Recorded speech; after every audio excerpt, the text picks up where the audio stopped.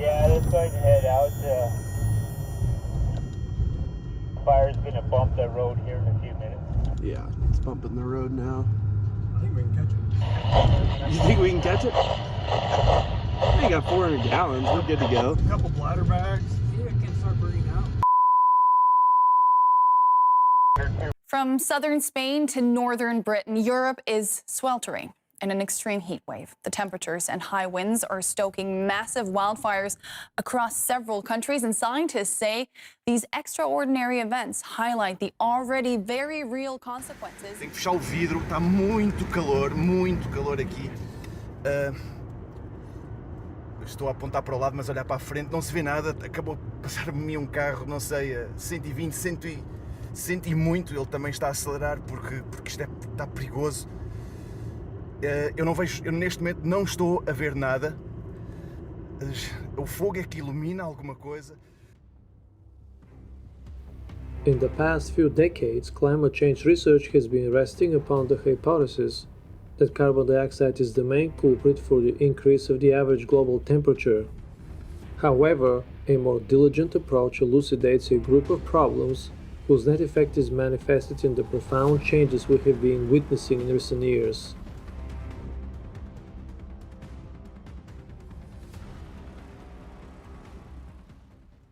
In April 1896, the Swedish physicist and chemist Svante Arrhenius published a paper titled On the Influence of Carbonic Acid in the Air Upon the Temperature of the Ground, making him possibly the first who found the nexus between atmospheric carbon dioxide and ground temperature. In his paper, he demonstrated the effects of carbonic acid on temperature. He used Dr. Buchan's charts to calculate the mean temperature in various places by month. He then calculated the mean alteration of temperature based on carbonic acid variations made for every 10th parallel. He discovered that the influence near the equator was minimal, while it is increasing when moving further away from it because of the increased carbonic acid in the air. After Arrhenius' proposal that carbonic acid could influence surface temperatures, other gases have been identified as potent greenhouse gases, namely carbon dioxide, methane, nitrous oxide, and fluorinated gases.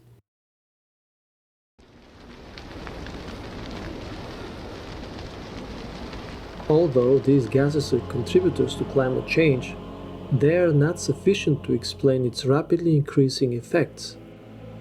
Deforestation and landscape modifications are the other factors that have a significant and more immediate effect on average surface temperatures, and when combined with the heat-trapping gases, the net effect is what we see today. However, there is something much more fundamental, which is the engine that drives climate change, namely overpopulation.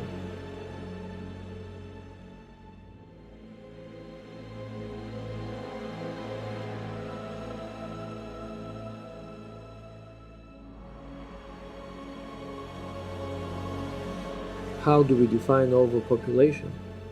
It is when a given population exceeds its sustainable size within a particular environment, thus limiting the resources available for survival. In addition, the substantial number of people competing for resources and trying to survive can cause considerable damage to the environment.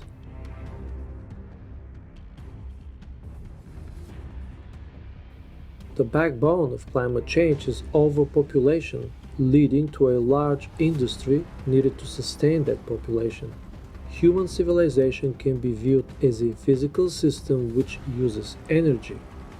Every system utilizing energy also releases waste heat as a byproduct. The main source of this heat is industry or worldwide manufacturing. The more people, the bigger the industry and the bigger the output of waste heat. As the population expands, industry also expands. World industry is a collection of businesses that in turn relies upon factories to produce the necessary goods for the sustainability of the population. These factories need energy to produce their products, and as a result this leads to the release of waste heat and gases. In addition, those factories are built from materials that can absorb sunlight and release it as infrared radiation, such as in the case of concrete.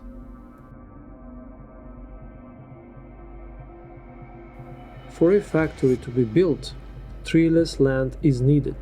If trees are present, they will be removed to free space for the future structures. This contributes to deforestation.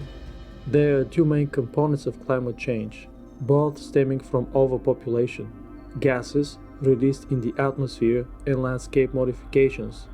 Both are equally important in solving the climate change crisis.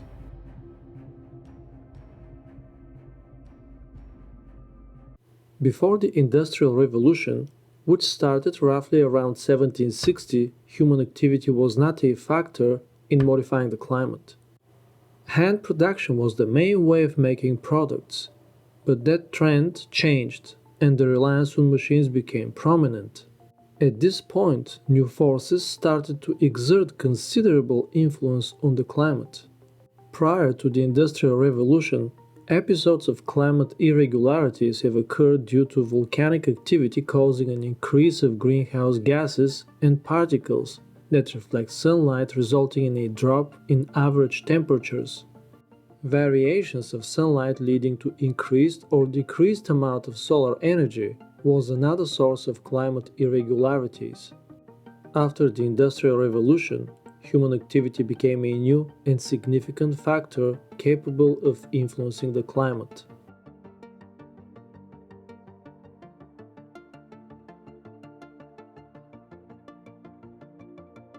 Since 1979, satellite measurements of daily and monthly solar irradiance have not been able to detect a clear long-term pattern. Longer-term multi-decadal measurements could potentially reveal a pattern. Researchers posit that even if the sun's brightness is increasing, that would not match what would be expected from the sun to cause alone since 1950. When the sun's energy is at its peak, both layers, the troposphere and the stratosphere, should become warmer. However, what is being observed is that the troposphere has warmed while the stratosphere has cooled, as it can be seen in this graph created by Robert Simon. The ozone layer absorbs ultraviolet light during solar maxima, causing the stratosphere to get warmer. The reduction of ozone explains most of the cooling of the stratosphere over the past few decades, but it is insufficient to account for all of it. However, the carbon dioxide increase in the troposphere and stratosphere together can account for the cooling of the stratosphere.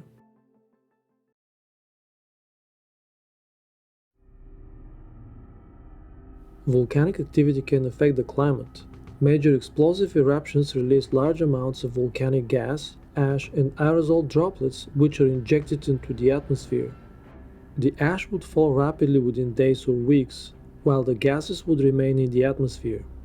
Sulfur dioxide can cause global cooling, while carbon dioxide can cause global warming. The aerosols of sulfate can cool the climate. Sulfur dioxide is converted into sulfuric acid in the stratosphere to form fine sulfate aerosols. They will reflect the sunlight back into space, causing the Earth to cool. Carbon dioxide, the other gas released by volcanic eruptions, can potentially cause global warming.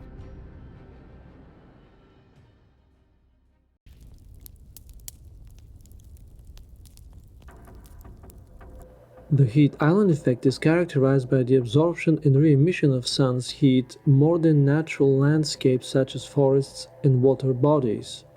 Roads, buildings, and other infrastructure that are highly concentrated in a smaller region have higher heat compared to rural areas. These urban islands are contributors to climate change by injecting heat into the atmosphere, which is trapped by greenhouse gases such as methane, carbon dioxide, and fluorinated gases. Additionally, heat is being generated by air conditioning units during the summers and heating systems during the winter. Vehicle traffic, apart from producing carbon dioxide emissions, also generates significant heat which is dispersed into the atmosphere. The totality of these heat generators adds a significant amount of heat to the atmosphere.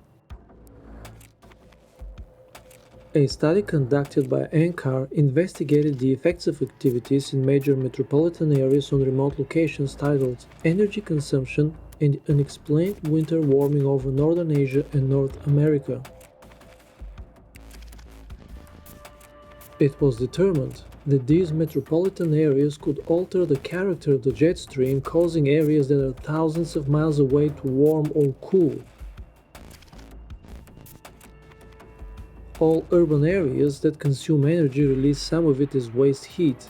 That heat can reach the jet stream and be transferred thousands of miles away, affecting the climate in remote locations.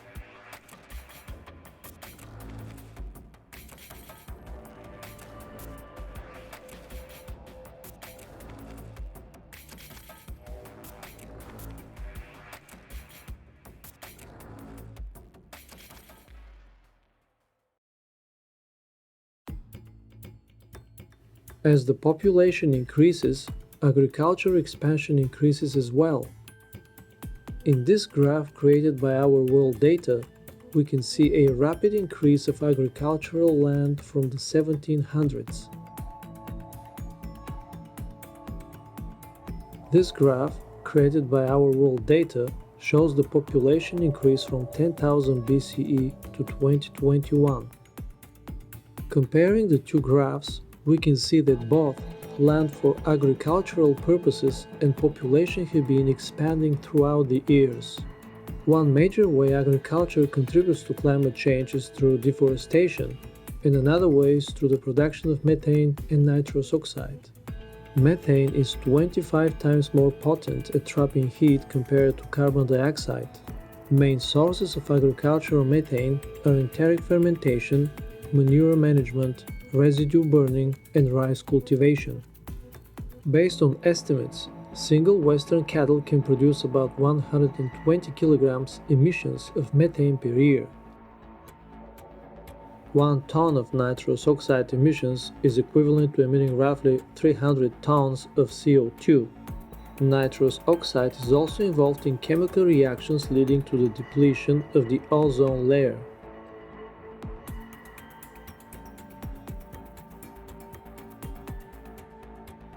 Deforestation is a powerful contributor to climate change. Removing trees affects local and global temperatures. Trees absorb more sunlight compared to planes. If solar energy is not absorbed, it will be reflected back into the atmosphere, which will increase its temperature. The heat reflected into the air currents above the deforested land will be transported to remote regions, which would increase the variance of the remote and local temperatures. Trees control temperature in two ways: by the evaporation of water through their leaves and by shading the ground from direct sunlight. The result can be a reduction of temperature between 10 and 20 degrees Celsius on a summer day in urban areas. The cooler air can migrate to other areas, affecting the global climate. Grass can also have a significant impact on temperatures. Based on measurements, grass is up to 24 degrees Celsius cooler compared to concrete in urban areas. The world has about 4.1 billion hectares of forests, or approximately 31% of total land area. Between 2010 and 2020, the net loss of forests was about 11.6 million acres, which is a notable improvement compared to previous decades. However, this is still a significant number.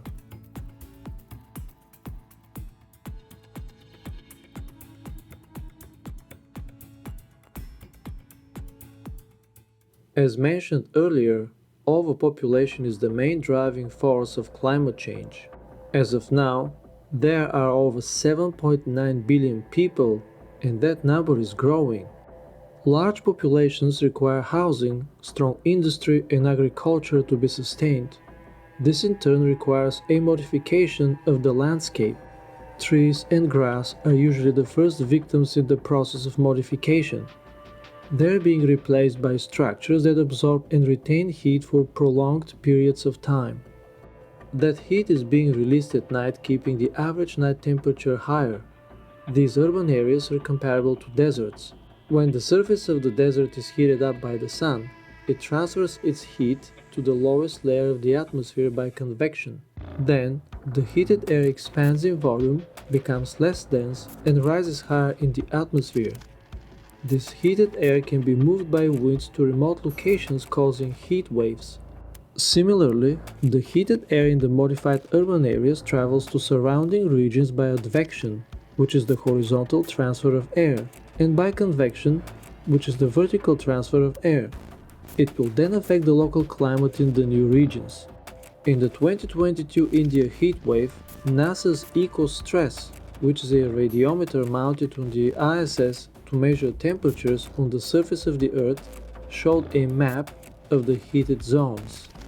The map, covering over 12,000 square kilometers, shows in red the urban areas having the highest temperatures as compared to the surrounding rural land.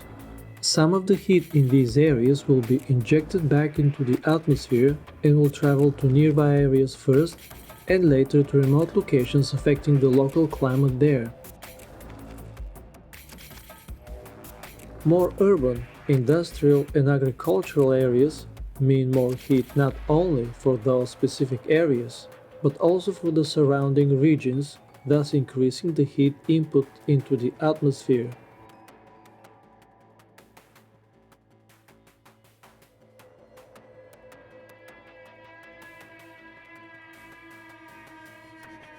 Even if carbon dioxide, methane, and nitrous oxide were not above the accepted levels, we would still experience heat waves due to the heat generated by urban zones.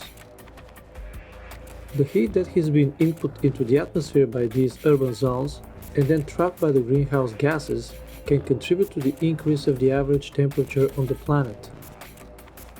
This transforms the weather patterns by changing the humidity and rainfall, leading to more extreme weather events. A study conducted by NASA elucidated a connection between deforestation and climate. Deforested land heats up faster and reaches a higher temperature, causing a localized upward motion, which leads to more rainfall.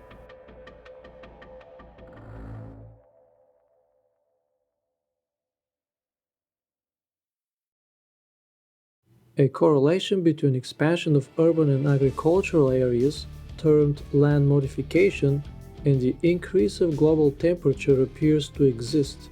Apart from being related to the increase of gas emissions, the nexus between temperature increase and land modification can be reasonably made based on these graphs.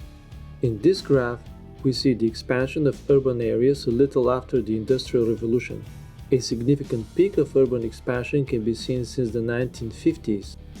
On this map, we can see the increase of agricultural land from around the beginning of the Industrial Revolution up to the present day. A peak can be seen around the 1950s. This visualization, funded by NASA, shows in light green the total cropland around the world. This is a largely deforested area acting like a desert that causes a heat increase. In this NASA map, we can see temperature anomalies from 1880 up to 2020.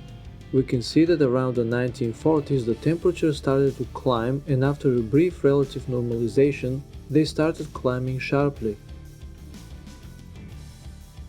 Here we can see the graphs next to each other showing urban, agricultural and global temperature expansions.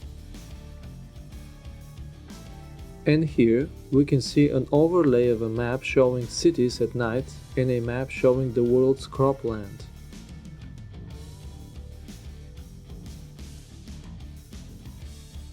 In summary, the problem has two prongs: greenhouse gases and heat generated by modified regions. The problem starts with a large population requiring a large industry and agriculture to be sustained.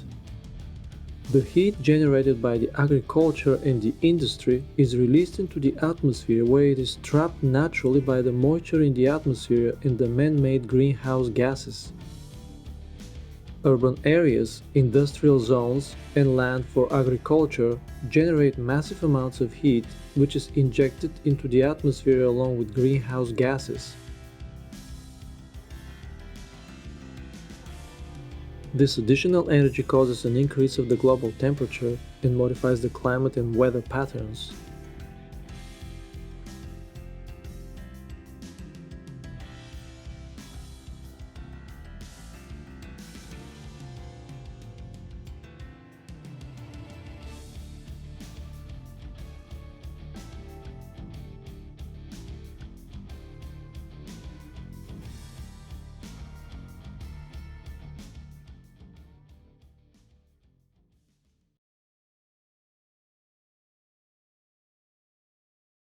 When air reaches its saturation point, clouds are formed. Saturation is reached through evaporation and condensation. Approximately 67% of the Earth's surface is covered with clouds. Clouds can cool the atmosphere but also warm it up. They can block heat and light from the sun and trap some of the heat. Depending on their altitude, they have different effects on the temperature. Clouds within a mile or so tend to cool the atmosphere. They do so by mostly reflecting the sun's heat. Clouds high up tend to warm the atmosphere. High, thin clouds trap some of the sun's heat and warm the atmosphere. According to a new NASA research, human activity can affect cloud formation, which in turn will affect the global temperature.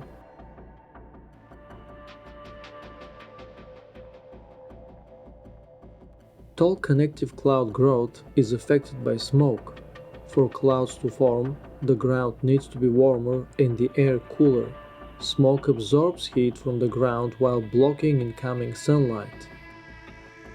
This reduces the temperature difference between ground and air, thus reducing cloud formation. Wildfires caused by human and natural causes are on the increase. This map shows the number of wildfires since 1911. Since 1980 there has been a rapid increase of wildfires, and interestingly the global average temperature has also increased. At the same time, cloud cover has decreased since 1980 as seen on this graph.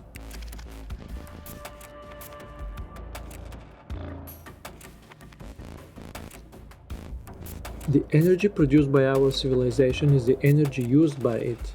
Consequently, the produced and utilized energies are equal. Naturally, fossil fuels and atomic energy substances undergo a very slow change over time.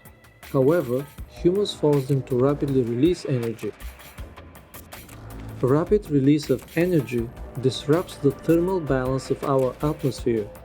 The second law of thermodynamics states that the efficiency of any process is less than 100%. Part of the energy is dissipated into the environment.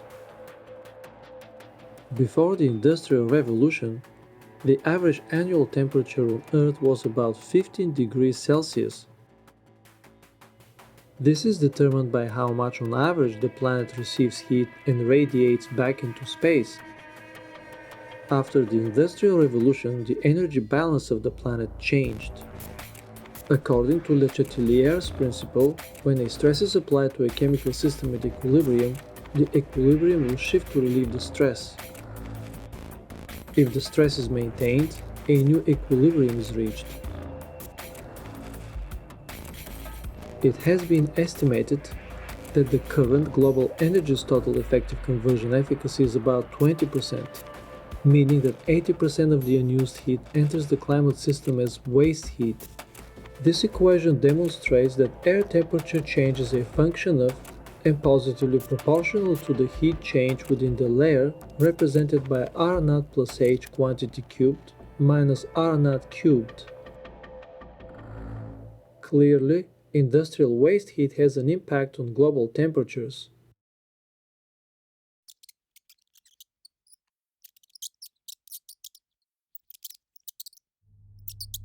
In the late 1960s, the American ethologist John Calhoun investigated the behavior of captive mice in a 9-square-foot enclosure named Universe 25. The study began with 4 pairs of healthy mice, which ultimately reached 2,200. The mice established a social order, resulting in separate groups, which ultimately led to a complete mating halt.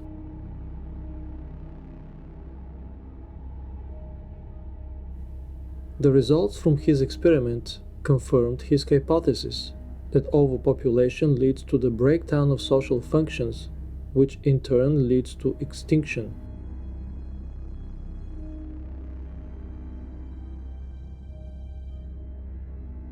Recent experiments with bacterial populations also reveal that overpopulation leads to self-destruction.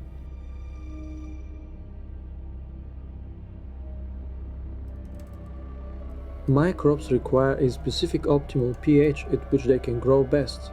However, metabolic activities of bacteria change their environment, causing a pH shift, which ultimately results in their extinction.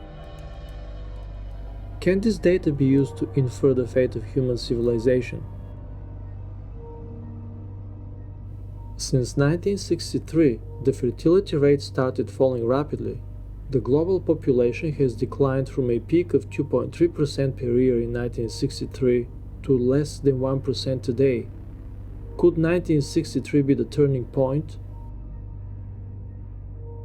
Polluting our environment, equivalent to a debilitating pH change in a microbe colony, producing excess heat and gases that increase the heat in the atmosphere and the oceans, and collapse of social structures are indicators of what's to come.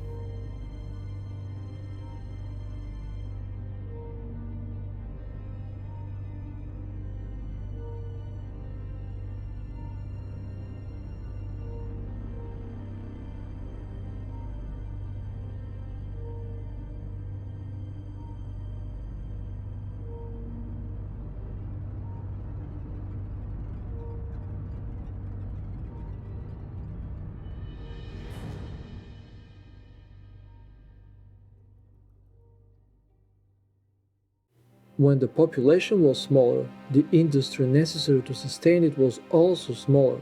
As a result, the impact on climate was not as pronounced as it is today. Scaling down the population will inevitably reduce the size of the industry, opening the door for the climate to reset itself.